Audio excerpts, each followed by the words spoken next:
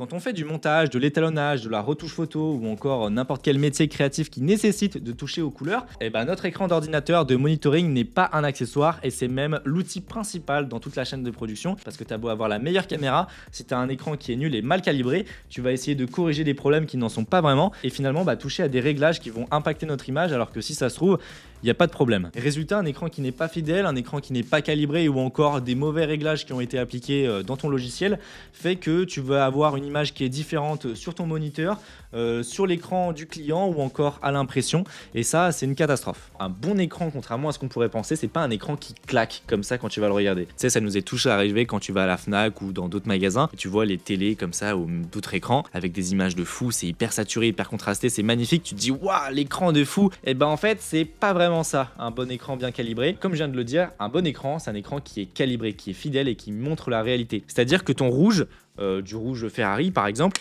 c'est un vrai rouge et c'est pas un rouge qui tire un petit peu vers le rosé et tout ça. Même chose, une image verte que va afficher l'écran, c'est important que ce soit vraiment un vert pur.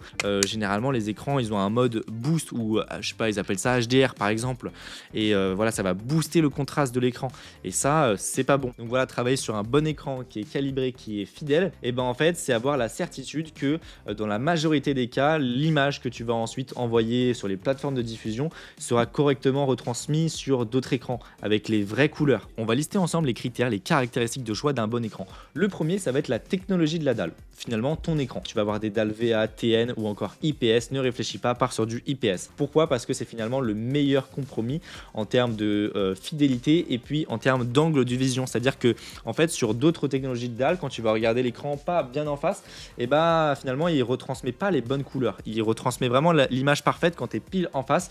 Et l'IPS, en fait, c'est le meilleur compromis. Tu vas avoir un angle de vision qui est stable, donc tu peux te décaler un petit peu sur le côté. L'image est toujours très clean. Des couleurs qui sont constantes, pareil, quand tu mets un petit peu d'angle par rapport à l'écran. Et puis surtout, c'est plus fiable. De plus, c'est une technologie de dalle qui est très répandue. Donc en fait, en choisissant ce type de dalle, non seulement c'est un très bon compromis, mais en plus, ça te garantit d'une certaine manière qu'une autre personne qui a le même type de dalle aura grosso modo à peu près le même résultat à son écran. Pour autant, même si c'est une super dalle et c'est ce qui va te permettre d'avoir des écrans à un super bon rapport qualité-prix, ça conviendra à 90% des utilisateurs, mais c'est pas la meilleure technologie. Aujourd'hui, on fait mieux, comme le mini LED, l'OLED, etc. En fait, le problème avec cette technologie, c'est que le contraste, il est limité. Et c'est-à-dire qu'en fait, quand mon écran, il affiche une image noire, en réalité, c'est pas totalement noir. C'est un peu grisâtre, tout simplement parce que en fait, la technologie de rétroéclairage fait que ça sera jamais complètement noir. Et donc, notre contraste, il est limité. Le mini LED, c'est par exemple, si je dis pas de bêtises, la technologie d'écran que l'on a sur les MacBook Pro et puis normalement tous les derniers Mac. Sur mon Mac, lorsque j'affiche une image noire, comme tu peux voir, c'est complètement noir. En fait, on fait pas du tout la distinction entre l'écran allumé et éteint, tout simplement parce que c'est comme s'il était éteint. Donc le mini LED, même si en soi ça a ses limites, on va pas rentrer dans les détails, c'est une super technologie de dalle et ça va te permettre d'avoir un contraste qui est bien plus élevé et d'avoir notamment aussi une intensité lumineuse qui est bien plus importante. Les nits, en fait, ça va être la luminosité de l'écran. Ici, on est sur 400 et sur le Mac, il me semble qu'on doit être à plus de 1000, 1500, voire même 2000. Enfin bref, ça n'a rien à voir, c'est beaucoup plus lumineux. Et enfin, et tu en as probablement déjà entendu parler, on va avoir l'OLED. Alors sans rentrer trop dans les détails, l'OLED c'est encore mieux que le mini LED, parce qu'en fait le mini LED on avait quand même du rétroéclairage. Là sur l'OLED en fait on n'a pas de rétroéclairage, chaque pixel est indépendant, il va s'allumer ou non. Sur les écrans OLED on a un contraste qui est infini, tout simplement parce que voilà, le noir c'est vraiment du noir pur. Choisis en fonction de ton budget, pars sur du IPS et si tu as plus de budget, tu peux prendre par exemple du OLED. Mais par contre le OLED on est sur des écrans qui commencent généralement à pas en dessous de 800 €. Critère suivant, ça va être la couverture de l'espace colorimétrique de ton écran. Donc est-ce que ton écran, vérifie bien qu'il soit 100% sRGB et 100% Rec 709. Et puis après, combien de pourcents il est en P3. C'est un critère qui est vraiment très important. Le minimum, c'est vraiment que ton écran il soit 100%, comme je te le disais, Rec 709 et dans les 90 à 100% en P3. Moi par exemple, il me semble qu'il est à 95% du P3. Et en fait, le Rec 709, ça va être un espace colorimétrique, un nombre de couleurs. Si ton écran il est 100% Rec 709, il va être capable de retransmettre toutes ces couleurs là. Si ton écran il est minimum pas Rec 709, c'est grosso modo comme si tu travaillais à l'aveugle. Et le Rec 709 en fait c'est la norme de diffusion d'espace colorimétrique la plus répandue dans le monde. Donc d'une certaine manière, en fait t'es même pas sûr qu'une autre personne chez elle va voir le bon résultat quoi. Le delta E c'est une valeur qui t'indique la fiabilité de ton écran.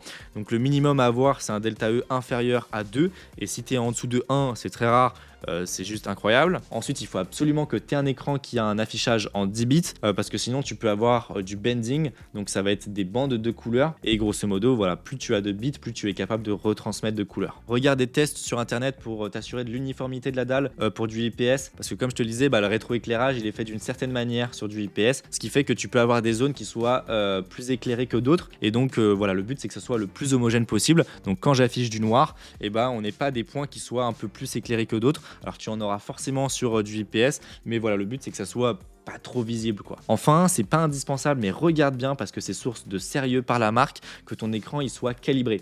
En fait, si ton constructeur il annonce que l'écran il est calibré en usine, c'est source qui prend quand même au sérieux la colorimétrie, et donc c'est un écran qui soit quand même plutôt fiable. Nous en fait, je vais t'expliquer, on va le recalibrer derrière avec une sonde, mais voilà, si c'est déjà fait en usine, voilà, c'est quand même source que c'est un bon écran et qui est déjà fiable, tu pars sur une bonne base. Dans les points qu'on n'a pas abordés, ça va être la résolution de l'écran, prend absolument de l'Ultra HD, pas en dessous, de toute façon c'est ce qu'il y a de plus répandu, et ensuite la taille de l'écran. Là ici j'ai un 32 pouces, c'est limite une mini télé, mais pour moi c'est l'essentiel pour un écran principal, un 32 pouces. Quand tu t'habitues à une taille d'écran pareille, c'est sûr que c'est impossible de revenir en dessous, et si tu travailles notamment sur DaVinci, ne prends absolument pas, en tout cas je te recommande pas du tout, de prendre des écrans ultra wide, tout simplement parce que en fait sur DaVinci c'est pas hyper bien optimisé, et le mieux c'est d'avoir un écran avec un ratio 16/9. Une fois que tu as choisi ton écran, je vais te donner des références juste après. L'important, ça va être de bien l'installer dans de bonnes conditions d'éclairage. Ça, c'est un truc qui est hyper important parce que tu as beau avoir le meilleur écran du monde, si ton éclairage à l'intérieur n'est pas adapté,